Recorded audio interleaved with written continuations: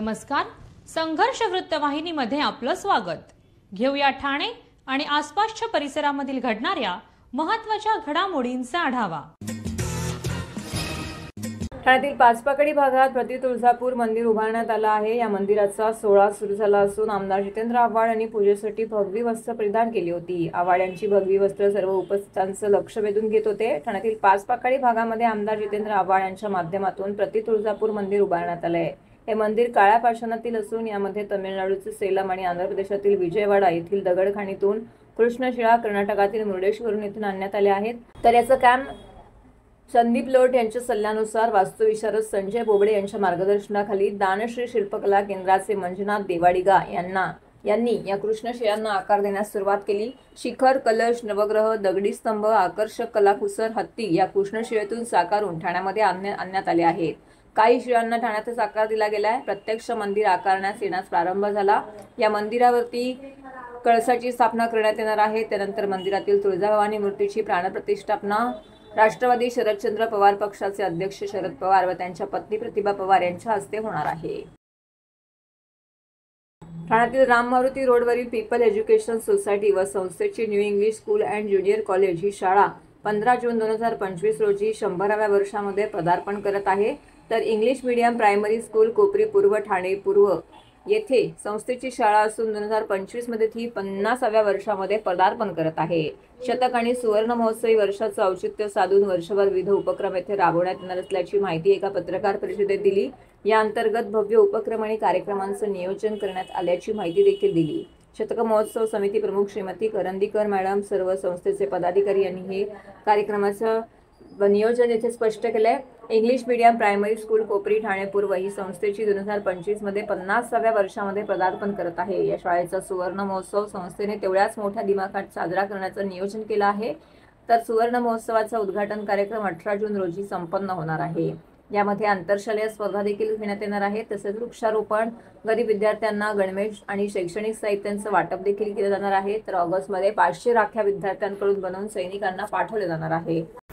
ज्येष्ठ शिक्षक new English school Thane, आज आम्हाला अत्यंत आनंद होत आहे की आमच्या पीपल्स एज्युकेशन सोसायटी या शैक्षणिक संस्थेची ठाण्यातली नामवंत शाळा न्यू इंग्लिश स्कूल ही येत्या 15 जून 2025 रोजी 100व्या वर्षात पदार्पण करत आहे. शतक महोत्सव साजरा करण्यासाठी सज्ज झालेली आहे. स्वातंत्र्यपूर्व काळात सुरू झालेल्या ह्या ऐतिहासिक शाळेचा शतक महोत्सवाचे भव्य उपक्रम आणि कार्यक्रम आम्ही शैक्षणिक वर्ष 2025-26 या वर्षात साजरे करणार आहोत. यासाठी आमच्या संस्थेचे सर्व पदाधिकारी यांनी उपक्रम व कार्यक्रमाचं नियोजन व मार्गदर्शन केले. यासाठी आमच्या संस्थेच्या शाळांचे मुख्याध्यापक, शिक्षक हे वेळोवेळी सभेला उपस्थित राहत होते. 15 जून हा या शतक महोत्सवी शाळेचा स्थापना दिन. शतक महोत्सवाचं उद्घाटन हे शाळेच्या मैदानावर आमच्या पीपल्स एज्युकेशन सोसायटी या संस्थेचे अध्यक्ष यांच्या शुभ हस्ते करण्यात येणार आहे. यावेळी भव्य रॅलीचं आयोजन केलेलं आहे. या रॅलीमध्ये आमच्या संस्थेचे पदाधिकारी, मुख्याध्यापक, शिक्षक, विद्यार्थी, पालक, माजी विद्यार्थी या सर्वांना आम्ही सहभागी करणार आहोत. तसंच आमच्या शाळेचं मुलींचे बँड पथक असेल, NCC पथक असेल, चित्ररथ असेल, लेझिम पथक असेल आणि आपल्या महाराष्ट्रातल्या थोर व्यक्तींचे वेशभूषा केलेले आमचे विद्यार्थी असतील अशी ही रॅलीचं भव्य असं आयोजन, शतक महोत्सवी भव्य रॅलीचं आयोजन आम्ही केलेलं आहे. महाराष्ट्र लोकसेवा हक्क अधिनियम 2015च्या अंमलबजावणीस 10 वर्ष पूर्ण झाल्याच्या निमित्ताने ठाणे महानगरपालिकेतर्फे सेवा हक्क दिन साजरा करण्यात आला. त्यानिमित्ताने महापालिकेतील अधिकारी आणि कर्मचारी यांनी शपथ घेतली. वरिष्ठ अधिकाऱ्यांनी नागरी सुविधा केंद्राची पाहणी केली. तसेच महिलांमध्ये या कायद्याविषयी जनजागृती निर्माण व्हावी यासाठी मेळाव्याचं आयोजन केलं होतं. सेवा हक्क दिनाच्या निमित्ताने महापालिका मुख्यालय येथील कैलासवासी नरेंद्र बल्लाळ सभागृह येथे महापालिका अधिकारी, कर्मचारी यांनी कायद्याअंतर्गत शासनाच्या सेवा पारदर्शक पद्धतीने, विहित कालमर्यादेत व सौजन्याने पात्र नागरिकांना देण्याकामी सोपवण्यात आलेली जबाबदारी पूर्ण प्रामाणिकपणे, निष्ठेने, सचोटीने, संवेदनशीलतेने, तत्परतेने पार पाडण्यासाठी कटिबद्ध राहण्याची शपथ घेतली. या प्रसंगी अतिरिक्त आयुक्त प्रशांत रोडे, उपायुक्त जी गोदेपुरे, उमेश विरारी आणि अनघा कदम, आरोग्य अधिकारी डॉक्टर राणी शिंदे यांसह महापालिका अधिकारी आणि कर्मचारी येथे उपस्थित होते। त्यानंतर अतिरिक्त आयुक्त प्रशांत रोडे यांनी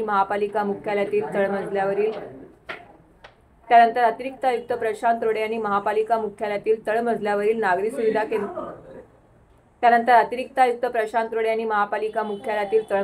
नागरी सुविधा केंद्राला भेट दिली।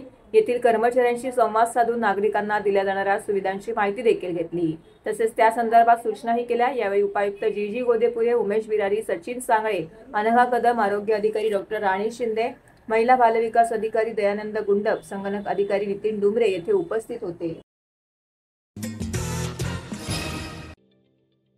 ठाणे महानगरपालिकेचे मालमत्ता कर म्हणजेच प्रॉपर्टी टॅक्स भरण्याचे आवाहन। सन 2022-23 या आर्थिक वर्षाचे मालमत्ता कराचे म्हणजेच प्रॉपर्टी टॅक्सचे बिल ठाणेकर करदात्यांना महापालिकेमार्फत आर्थिक वर्षाच्या सुरुवातीस म्हणजेच माहे एप्रिल 2022 मध्ये देण्यात आलेले आहे। तथापि अद्यापही काही करदात्यांनी मालमत्ता कर महापालिकेकडे जमा केलेला नाही। सध्या आर्थिक वर्षाचा अंतिम टप्पा सुरू झाला आहे। मालमत्ता कर वसुलीसाठी महापालिकेतर्फे कडक कारवाई हाती घेण्यात आली आहे। या अंतर्गत जंगम मालमत्ता, टीव्ही, फ्रीज, वाहन व इतर जप्त करणे तसेच स्थावर मालमत्ता वॉरंट बजावून जप्त करण्यात येत असून मालमत्तेचा जाहीर विक्रीद्वारे लिलाव करून कराची रक्कम वसूल करण्यात येत आहे। मालमत्तेस पाणी पुरवठा करण्यात येणारे नळ संयोजन खंडित करण्यात येत आहेत। त्याचप्रमाणे थकीत मालमत्ता करावर 2% व्याज आकारले जात असल्याने भरावयाची रक्कम वाढत आहे। आपला मालमत्ता कर propertytax.thanecity.gov.in या लिंकद्वारे तसंच गुगल पे, फोन पे, पेटीएम याद्वारे ऑनलाईन पद्धतीने करण्याची सुविधा उपलब्ध करून दिली आहे। शनिवार, रविवार व सार्वजनिक सुट्टीच्या दिवशी नागरिकांना मालमत्ता कर भरणे सोयीचे व्हावे याकरता महापालिकेचे मालमत्ता कर संलग्न कार्यालय या दिवशी कार्यान्वित ठेवण्यात आलेले आहे। तरी मालमत्ता कर वसुलीची अप्रिय कारवाई टाळण्याच्या दृष्टिकोनातून मालमत्ता कर भरून महापालिकेस सहकार्य करावे। धन्यवाद। ठाणे पूर्व पश्चिमेला जोडणाऱ्या सिडको बस थांब्यानजीक असलेल्या चेंदणी कोळीवाड्यातील सबवेमध्ये भर उन्हाळ्यामध्ये वाहनं बुडाल्याची घटना समोर आलेली आहे। खाडी नजीक हा मार्ग असल्याने खाडीला आलेल्या भरतीने हा सबवे पाण्याखाली गेल्याने दोन्ही बाजूची वाहतूक तब्बल 3.5 तास खोळंबली होती। खाडीचे पाणी पातळीपेक्षा अधिक वाढल्यामुळे अनेक दुचाकी वाहनं बंद पडली तर पादचाऱ्यांना ये-जा करणंही अवघड बनल्याचे नागरिकांचा संपर्कच तुटला होता। दरम्यान पाण्याचा निचरा करणारा पंपही गायब होता। याबाबत ठाणे महानगरपालिकेच्या आपत्ती व्यवस्थापन कक्षाला कळवून देखील बराच काळ कोणतीही उपाययोजना करण्यात न आल्याने संताप व्यक्त केला गेला। देशातील पहिली रेल्वे धाली त्या ठाणे शहरातील ठाणे ते कळवा रेल्वे मार्गावरती असलेल्या रेल्वे पुलाखालून पूर्व पश्चिमेला जाण्यासाठी ब्रिटिशकालीन सबवे सिडको परिसरात उभारण्यात आला आहे। या सबवेला 2 मार्गिका असून त्यातील ठाणे पूर्वेकडून पश्चिमेकडे जाणाऱ्या मार्गिकेत सोमवारी कमरे इतके पाणी साचल्याने ही मार्गिका ठप्प झाली होती। तर पश्चिमेकडून पूर्वेकडे जाणाऱ्या वाहिनीवर देखील पदपथांच्या वरही पाणी तुंबले होते। त्यामुळे येथून मार्गक्रमण करणाऱ्या वाहन चालकांनी आणि पादचाऱ्यांना खाडीच्या सांडपाण्याचा त्रास झाला। पुलाखालील बोगद्यामध्ये सांडपाणी प्रमाणापेक्षा अधिकच साचल्याने अनेक दुचाकी वाहनं बंद पडली। दुसरीकडे हा मार्ग बंद झाल्याने दोन्ही बाजूला वाहनांच्या लांबच लांब रांगा लागल्याने अभूतपूर्व वाहतूक कोंडी येथे झाली होती।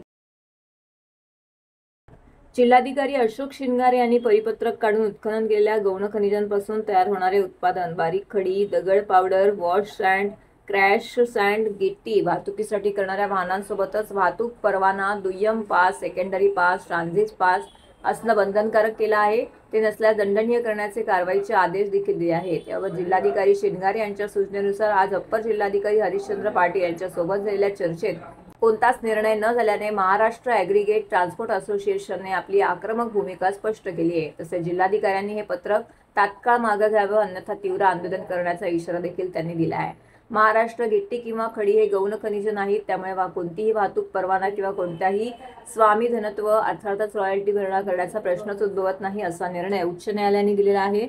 मात्र तरी देखील महसूल विभागाने संबंधित वाहतूक करणाऱ्या वाहनधारकांवरती 2,31,200 रुपये 90% व्याजासह याचिका परत करण्याचे आदेश तहसीलदार वसई यांना न्यायालयाच्या आदेशाने देण्यात आलेले आहेत। विशेष म्हणजे महाराष्ट्रातील कोणत्या जिल्ह्यात अशा प्रकारचा दुय्यम पास सेकंडरी पासची मागणी वाहतूकदारांकडे करण्यात येत नाही. मात्र ठाणे जिल्हाधिकारी यांनी केलेल्या परिपत्रकानुसार उत्पन्न केलेल्या गौण खनिजांपासून तयार होणारे उत्पादनं, बारीक खडी, दगड powder, wash sand, crush sand, गिट्टी हे वाहतुकीसाठी वाहतूक करणाऱ्या वाहनांसोबतच सेकंडरी पास असणं बंधनकारक केलं आहे. तर हे परिपत्रक रद्द करावं. उच्च न्यायालयाचा यातून अवमान केला जात आहे अशी देखील मागणी त्यांनी केली आहे. अन्यथा 1 मे रोजी रस्त्यावरती उतरून तीव्र आंदोलन करू असा इशारा देखील त्यांनी दिला आहे. सध्या तरी आमच्या नजरेमध्ये एकच टीम आहे, कारण बाकी जर ठाणे कलेक्टरने जर आदेश काढतात, कलेक्टर म्हणजे जर ठाणे जिल्ह्याचा प्रमुख माणूस आहे, जर ह्यांनी जर आदेश काढले तर मला असं वाटतं प्रत्येक तहसीलदारने ऍक्टिव्ह व्हायला पाहिजे होतं. प्रत्येक त्यांच्या ज्या टीम असतील तर ऍक्टिव्ह व्हायला. एकच पथक काय ऍक्टिव्ह होतंय? एकाच पथकाला एवढी कोणती खा झाली की गाड्या पकडण्याची? तेच पथक ऍक्टिव्ह होतंय, तेच पथक गाड्या पकडतंय. आणि बाकीचे जे पण यांचे अपर तहसीलदार असतील, यांचे तहसीलदार असतील, यांचे तलाठी असतील, मंडळाध्यक्ष असतील, हे सुद्धा कन्फ्युज आहेत. कारण ह्यांना सुद्धा माहिती की बाबा यांच्याकडे कोर्टाचे आदेश आहेत आणि याच बेसिसवर त्या मग गाड्या सोडल्यात पहिले. आता ते लोक सांगतात की ना आम्हाला कोर्टाचे आदेश आहेत म्हणून, आणि स्वतः कन्फ्युज आहेत. कारण यांना माहिती आहे गाडीवाल्यांकडे कोर्टाचे आदेश आहेत, कोर्टाच्या आदेशावर आपल्याला गाड्या सोडाव्या लागतील. त्याच्यामुळे फक्त एकच पथक आहे आणि तेच पथक नाटकी करते रस्त्यावरती. तर हे होतं संघर्ष वृत्तवाहिनीचं आजचं बातमीपत्र. उद्या पुन्हा भेटू याच वेळी याच ठिकाणी ताज्या घडामोडींसह. तोपर्यंत नमस्कार.